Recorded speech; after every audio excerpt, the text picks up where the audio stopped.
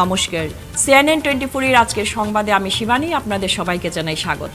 প্রথমে দেখে নেব আজকের সংবাদ শিরোনাম।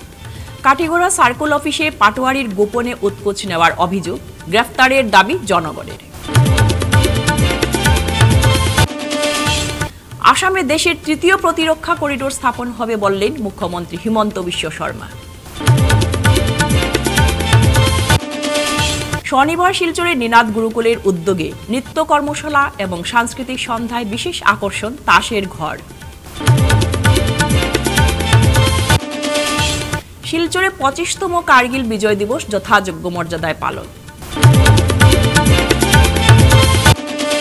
3টি সড়ক কাম ড্রেনের শিলান্যাস করলেন বিধায়ক দীপায়ন চক্রবর্তী। এবারে আজকের সংবাদ বিস্তারিত। দীর্ঘদিন থেকে কাটিগড়া এএসও অফিসের পাটোয়ারিরা গোপনে উৎকোচ নেওয়ার খবর ছিল। কাটিগড়া সার্কেল অফিসে পাটোয়ারির গোপনে উৎকোচ নেওয়ার অভিযোগ, গ্রেপ্তারের দাবি জনগণের। দীর্ঘদিন থেকে কাটিগড়া এএসও অফিসের পাটোয়ারিরা গোপনে উৎকোচ নিচ্ছেন খবর ছিল। এবার মুখ্যমন্ত্রী ডক্টর হিমন্ত বিশ্ব শর্মার কড়া হুঁশিয়ারির কেয়ার না করে খুল্লা ঘুষ নিচ্ছেন একাংশ পাটোয়ারি। কাটিগড়ায় ভারতমালা প্রকল্পের জমি অধিগ্রহণের কাজ আরম্ভ হতেই একাংশ পাটোয়ারির আঙ্গুল ফুলে কলা গাছ। কাউকে কেয়ার না করে কাটিগড়া এএসও অফিসে প্রকাশ্যে চলছে ঘুষ আদান প্রদান। গোপন ক্যামেরায় বন্দী এমন ভিডিও সামাজিক মাধ্যমে ভাইরাল হতেই অফিস পাড়ায় রীতিমতো হইচই পড়ে গেছে। ভিডিওতে দেখা যাচ্ছে কাটিগড়া এএসও অফিসের শাহাদাত হোসেন নামের এক পাটোয়ারি ভারতমালা প্রকল্পের জন্য নাম জারি করতে উৎকোচ নিচ্ছেন। এবার দেখার বিষয় শূন্য সহনশীল বিজেপি সরকার এ নিয়ে কি পদক্ষেপ গ্রহণ করে। এদিকে কাটিগড়া সার্কেল অফিসের পাটোয়ারি শাহাদাত হোসেনের গ্রেপ্তারের দাবি জানিয়েছেন কাটিগড়ার সাধারণ জনগণ। শুক্রবার কাটিগড়া এলাকাবাসীর হয়ে কাছাড়ের জেলা আয়ুক্তের উদ্দেশ্যে কাটিগড়ার সার্কেল অফিসারের কাছে এক স্মারকপত্র প্রদান করা হয়। টাকার লেনদেন ছাড়া কোনো কাজ হয় না, সেটা কালকের ভিডিওতে প্রমাণিত হয়েছে। তাই আমরা এটা পাবলিকের পক্ষ থেকে আজকে একটা মেমোরেন্ডাম দিই, যাতে এই যারা দোষী ব্যক্তি তাদেরকে অতিসত্বর তাদের বিহিত ব্যবস্থা লও এবং আগামী দিনে কাটিগড়ার যেসব দুর্নীতিবাজ জাতিকার কর্মচারীরা আছেন তাদের বিরুদ্ধে তো একটা তদন্ত করিয়া এই ব্যবস্থা লও। স্মারকপত্র আসামের মুখ্যমন্ত্রী ডক্টর হিমন্ত বিশ্ব শর্মা, রাজ্যের রাজস্ব মন্ত্রী সহ অন্যান্যদের কাছে লট পাটোয়ারি শাহাদাত হোসেনের বিরুদ্ধে দৃষ্টান্তমূলক শাস্তি প্রদান করার দাবি জানিয়েছেন। এদিকে লট পাটোয়ারি শাহাদাত হোসেনকে তার সব ধরনের কাজের দায়িত্ব থেকে সরিয়ে দিয়েছেন বলে জানিয়েছেন Katigorah circle officer Robert Doular. News clip में मतलब वो पैसा लेना देना वो दिखा रहा था, तो आज मैं इंक्वायरी कर रहा हूँ। इंक्वायरी करके रिपोर्ट बना के मैं डीसी ऑफिस में भेज दूँगा। तब तक के लिए ये जो शाहादात पाटोवारी है, भारतमाला काम और उसका मौजा से उसको हमने हटा दिया गया है। सर ये तो बात बहुत दिन से चल मैंने बोला है आज मैं पूरा इंक्वायरी करके एक डिटेल रिपोर्ट बना के मैं डीसी साहब को मैं जमा कर दूँगा। কাটিগড়া ব্লক কংগ্রেসের পক্ষ থেকে বিগত দীর্ঘদিন থেকে কাটিগড়া সার্কেল অফিসে সহকারী ভূবাসন আধিকারিক কার্যালয়ে জমির নামজারি তথা বিভিন্ন ধরনের সার্টিফিকেটের জন্য একটা সিন্ডিকেট কাজ চলছে, যার কারণে আমরা বিগত 19 জুলাই তারিখে একটা মেমোরেন্ডাম দিয়েছিলাম যে কাটিগড়া সার্কেল অফিসে সিন্ডিকেট কাজ চলে এবং পয়সা ছাড়া কোনো কাজ, টাকার লেনদেন ছাড়া কোনো ধরনের সরকারি কাজ আদায় করা সম্ভব নয়। সেই মেমোরেন্ডাম দেওয়ার এক সপ্তাহ হতে না হতেই গতকাল সোশ্যাল মিডিয়ায় দেখা গেছে জনৈক পাটোয়ারি পরিষ্কার টাকার লেনদেন দেখা গেছে। সেটা আমাদের মেমোরেন্ডামের যে দাবি তুলেছিলাম সেটা সত্যতা গতকাল প্রমাণিত হয়েছে। আজকে আমরা এলাকাবাসীর পক্ষে, এলাকার মানুষের কাটিগড়ার সমষ্টি এলাকার পক্ষে আমরা একটা মেমোরেন্ডাম, এলাকার জনগণ একটা মেমোরেন্ডাম দিয়েছেন এই ঘটনার পরিপ্রেক্ষিতে যে সার্কেল অফিসে কালকের যে ঘটনা হয়েছে এটা অত্যন্ত দুর্ভাগ্যজনক এবং এটার তদন্তক্রমে দৃষ্টান্তমূলক শাস্তির ব্যবস্থা করা হোক এবং এই ঘটনার সঙ্গে যারা জড়িত আরও সরকারি কর্মচারীরা আছেন, বেসরকারি কর্মচারী আছেন, তাদের বিরুদ্ধে কঠোর ব্যবস্থা গ্রহণ করার জন্য আমরা এলাকাবাসীর পক্ষ থেকে দাবি জানিয়েছি। আমি একটা জিনিস আপনাদের মাধ্যমে মাননীয় আসামের মুখ্যমন্ত্রীকে দৃষ্টি আকর্ষণ করতে চাই। আসামের মাননীয় মুখ্যমন্ত্রী মহাশয়, আপনার অভিলাষী প্রকল্প মিশন বসুন্ধরা আপনি প্রকাশ করিয়েছিলেন বা কুড়িয়েছিলেন যে মানুষের জনগণের ভূমির সমস্যা সমাধান করে দেবেন, কিন্তু বাস্তবে একটি পয়সারও জনগণের লাভ হয়নি। শুধু সরকারে কিছু রেভিনিউ, মোটা অঙ্কের রেভিনিউ কালেকশন ছাড়া জনগণের কোনো ফায়দা হয়নি। আসাম সরকার কেন্দ্র সরকারকে আসামে একটি প্রতিরক্ষা করিডোর স্থাপনের প্রস্তাব দিয়েছে। আসামে প্রতিরক্ষা শিল্প প্রতিষ্ঠার জন্য প্রতিরক্ষা করিডোর স্থাপন করা হবে। শুক্রবার দিশপুরের লোকসেবা ভবনে এক সাংবাদিক সম্মেলনে মুখ্যমন্ত্রী কথা বলেন। মুখ্যমন্ত্রী সম্প্রতি তিনি দিল্লিতে প্রধানমন্ত্রী, কেন্দ্রীয় স্বরাষ্ট্রমন্ত্রী এবং অর্থমন্ত্রী সহ একাধিক কেন্দ্রীয় মন্ত্রীর সাথে দেখা করেছেন। যোৱা কিছুদিন ধৰি মই নতুন দিল্লীত আছিলোঁ আৰু নতুন দিল্লীত প্ৰধানমন্ত্ৰী নৰেন্দ্ৰ মোদী ডাঙৰীয়াকে আদি কৰি ভাৰতবৰ্ষৰ গৃহমন্ত্ৰী, বৈদেশিক পৰিক্ৰমা মন্ত্ৰী, বিত্তমন্ত্ৰী, প্ৰতিৰক্ষা মন্ত্ৰী আৰু আন বিভিন্ন বিভাগৰ দায়িত্বত থকা মন্ত্ৰীসকলক সাক্ষাৎ কৰিছিলোঁ। প্ৰথমতে মই অকণমান বাজেটলৈকে আহিছোঁ। অসমৰ GSDP গ্ৰোথ যোৱা বছৰ 13.9% ইনক্ৰিজ হৈছে, অৰ্থাৎ 13.9% আমাৰ অৰ্থনৈতিক বৃদ্ধি পাইছে আৰু 12.84% কেপিটেল গ্ৰোথ হৈছে, অৰ্থাৎ মূলধনী বিকাশ হৈছে। আৰু এই দুইটা ডেটা যেতিয়া আমি ভাৰতবৰ্ষৰ আন ৰাজ্যৰ তুলনাত চাওঁ, Assam become top 5 fastest growing state, অৰ্থাৎ 2023-24 বিত্তীয় বৰ্ষত আমাৰ ৰাজ্যখন ভাৰতবৰ্ষৰ 5খন দ্ৰুত অৰ্থনৈতিক বিকশিত ৰাজ্যৰ ভিতৰত এখন হিচাপে আমি অন্তৰ্ভুক্ত হোৱা দেখা পাওঁ। অসমত 2022-23 চনত আনএমপ্লয়মেণ্ট ৰেট আছিল 8%। আমাৰ আনএমপ্লয়মেণ্ট ৰেট 8%ৰ পৰা ই কমি গৈ 6.1%লৈকে কমি গ'ল।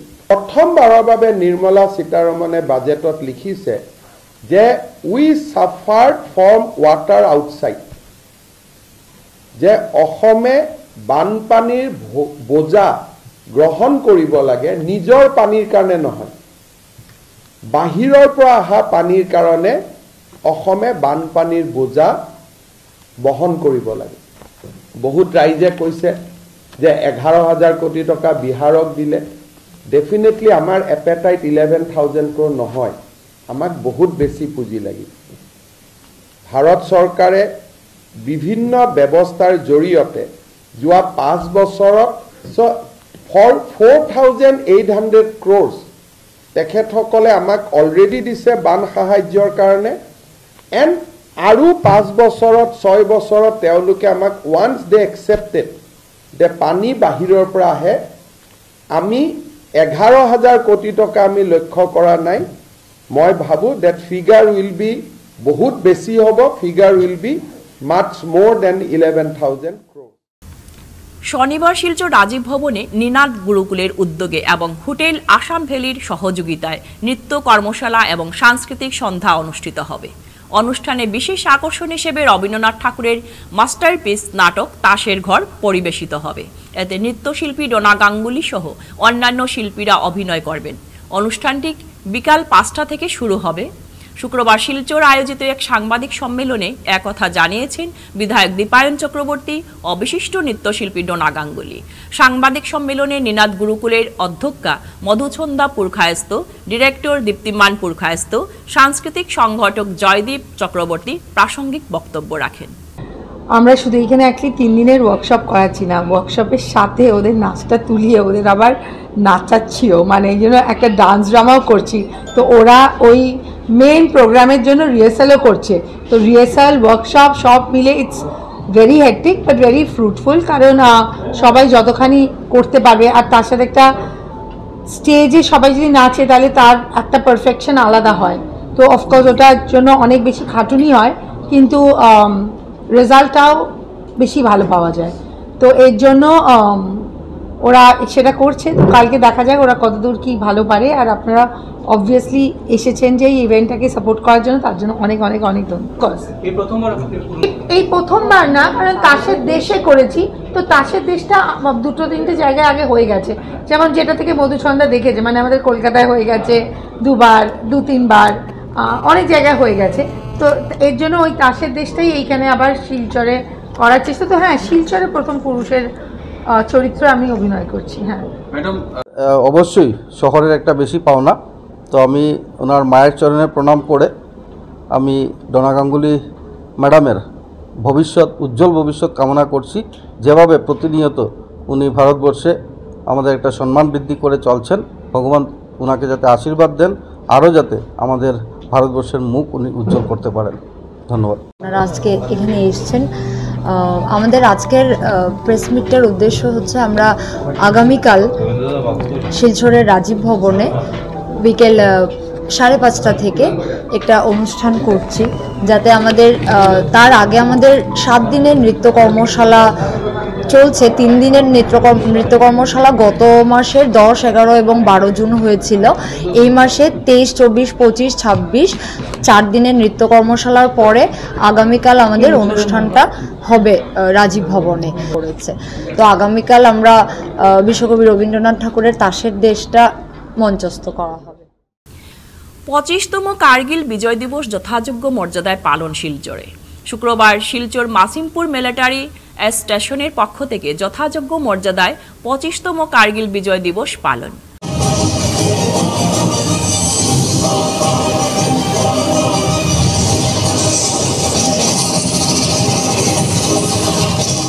পঁচিশতম কার্গিল বিজয় দিবস উপলক্ষে দেশাত্মবোধক সঙ্গীত পরিবেশন সহ কার্গিল যুদ্ধে যারা শহীদ হয়েছে তাদেরকে শ্রদ্ধাঞ্জলি অর্পণ করেন সেনা জওয়ানদের পক্ষ থেকে।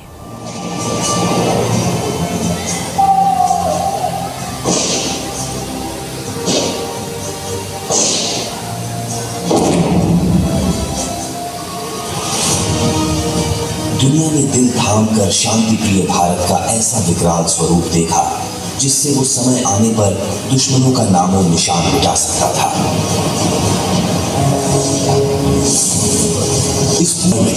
इस युद्ध में गेम चेंजर और दुश्मन के लिए कयामत साबित हुई जब वो फोर्स तोपों का शोला बरसाया गया। कारगिल की जमीन और दुश्मन की रूह दोनों कांप उठी। बगैर कोई वक्त गवाए तुरंत एक्शन लेते हुए बोफोर्स बैटरी को सीधी फायरिंग के लिए तैनात किया गया, जिससे टोलो लिंक टॉप और बर्बाद बंकर को 3 दिशाओं से निशाना बनाया।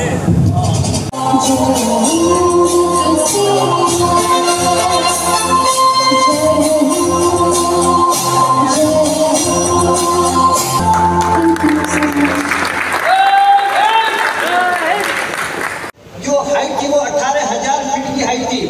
इसका ऑपरेशन करना इतना आसान नहीं था, क्योंकि खराब मौसम और आने जाने की सुविधा बहुत कम थी और पहाड़ी क्षेत्र को, दुर्गम घाटियों को देखते हुए वहां पर युद्ध इतना आसान नहीं था। लेकिन भारतीय सेना के अदम्य और वीरता को देखते हुए भारतीय सेना ने पाकिस्तान के हजारों सैनिकों को मौत के घाट उतार दिया। শনিবার শিলচর শহরে 92 লক্ষ টাকা ব্যয়ে 3টি সড়ক কাম ড্রেনের শিলান্যাস করলেন বিধায়ক দীপায়ন চক্রবর্তী। সঞ্জয় মার্কেটের সামনে NH 54 নং এলাকার 47 লক্ষ শ্রীরাম সেলসের সামনে ড্রেন কাম ফুটপাত এবং দেশবন্ধু রোড থেকে চণ্ডীচরণ রোড পর্যন্ত 10 লক্ষ টাকা ব্যয়ে 3টি সড়ক কাম ড্রেনের শিলান্যাস করেন বিধায়ক দীপায়ন চক্রবর্তী। এই 3টি ড্রেন কি হয়েছে, এই 3টি ড্রেনের মাধ্যমে কি কি হয়েছে মোটামুটিভাবে আমাদের এক্সিকিউটিভ অফিসার ও আমাদের এক্সিকিউটিভ ইঞ্জিনিয়ার ওনারা বলেছেন। দেখুন, সিআইডিএফ যে ফান্ড, সেই ফান্ড দুর্ভাগ্যবশত আমি সেই কারণে যেতে চাই না যে লাস্ট 10 ইয়ারে যে টাকা স্যাংশন সরকার দিয়েছিল সেটা হয়নি। আমি বিধায়ক হওয়ার পরবর্তীকালে আমি লক্ষ্য করেছিলাম যে সিআইডিএফ ফান্ডের যে টাকা কিছুটা রয়েছে সেই টাকাটাকে কিভাবে সদ্ব্যবহার করা যায়। বা সেটাকে কি করে স্যাংশন করে নিয়ে আসা যায় তার লক্ষ্যে প্রতিনিয়ত মুখ্যমন্ত্রীর সাথে কথা বলেছিলাম। আরবান ডিপার্টমেন্টের বিভাগীয় মন্ত্রী যিনি ছিলেন অশোক সিংহল মন্ত্রী যিনি আছেন ওনার সাথেও কথা বলি। আর তারপর আমরা সক্ষম হয়েছিলাম রাঙ্গির খাল বোথ সাইড গার্ডওয়াল কনস্ট্রাকশনের জন্য 42 কোটি টাকা বরাদ্দ হয়েছিল। থেকে যে ট্রেন রাঙ্গির খাল পর্যন্ত গেছে এই পুলের ওই পার যদি যায় তাহলে ইন্ডাসইন্ড ব্যাংক থেকে শুরু করে আরেকটি ড্রেন তৈরি হবে, সেটারও কাজ শুরু হয়েছে, সেটা গোপাল আখড়া পর্যন্ত সেটা যাবে। তো এই যে সিআইডিএফ এর অধীনে যে ড্রেনটা তৈরি হলো, একটু আগে আমরা শুনেছি অজিতদা এখানে বসে বলছিলেন যে পাবলিক স্কুল রোডের যে জমা জলের সমস্যা একমাত্র এই ড্রেনের জন্য আজকে সেটা হয়ে গেছে। কাঠিগড়ায় পারিবারিক কলহের জুড়ে স্ত্রীর হাতে খুন স্বামী, চাঞ্চল্য। এবার স্ত্রীর হাতে খুন হলেন এক স্বামী। ঘটনাটি সংঘটিত হয়েছে কাটিগড়া সমষ্টির বুরুঙ্গায়। ঘটনার বিবরণে জানা গেছে দীর্ঘদিন থেকে বুরুঙ্গাস্থিত শ্বশুরবাড়িতে ঘরজামাই হিসেবে বসবাস করে আসছিলেন করিমগঞ্জের সজল সিনহা। আজ শুক্রবার বেলা আনুমানিক 12টা নাগাদ পারিবারিক কলহের জোরে স্ত্রী স্বামীর মধ্যে মারপিট হয়। অভিযোগ মতে স্ত্রীর একের পর এক প্রহারে স্বামী সজল সিনহা গুরুতর আহত হয়ে রক্তাক্ত অবস্থায় মাটিতে লুটিয়ে পড়েন। পুলিশ ঘটনাস্থলে এসে সজল সিনহাকে রক্তাক্ত অবস্থায় উদ্ধার করে সোনাপুর স্বাস্থ্যকেন্দ্রে নিয়ে গেলেও শেষ রক্ষা হয়নি। কর্তব্যরত চিকিৎসক তাকে মৃত বলে ঘোষণা করেন।